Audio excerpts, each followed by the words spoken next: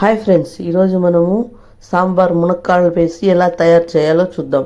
పప్పు తీసుకుని, ఒక కప్పు పప్పు తీసుకుని అందులో కడిగి బాగా నీళ్ళు వంపేసి తెల్లగడ్డలు, జీలకర్ర, ఇంగవ, పసుపు వేసి ఉడకబెట్టుకోవాలి. తగినన్ని నీళ్ళు వేసి సిమ్లో పెట్టి ఉడకబెట్టుకోవాలి.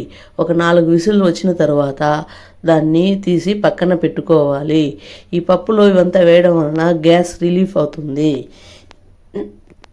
కూరగాయలంతా కట్ చేసుకుని స్టవ్ మీద ఒక పాత్ర పెట్టి పోపు దినుసులు వేయాలి. మెంతులు, మిరపకాయలు వేసి బాగా వేగిన తర్వాత ఎర్రగడ్డలు, టమాటాలు, ఉప్పు, కరివేపాకు అన్నీ వేసి బాగా ఫ్రై చేయాలి.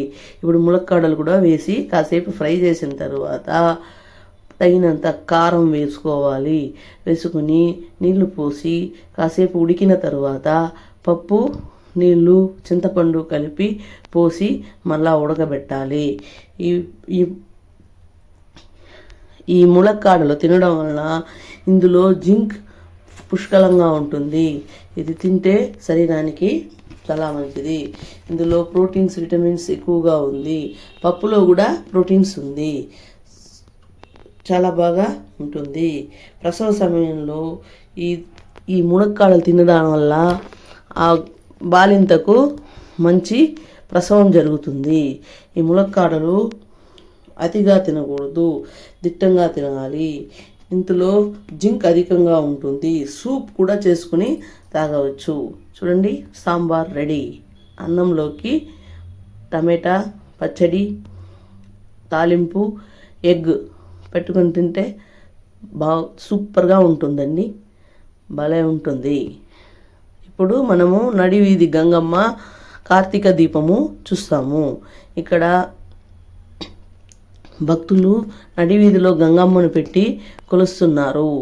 దీపాలంతా పెట్టి అరటిపండు, టెంకాయ అంతా కొట్టి పూజలు చేస్తున్నారు.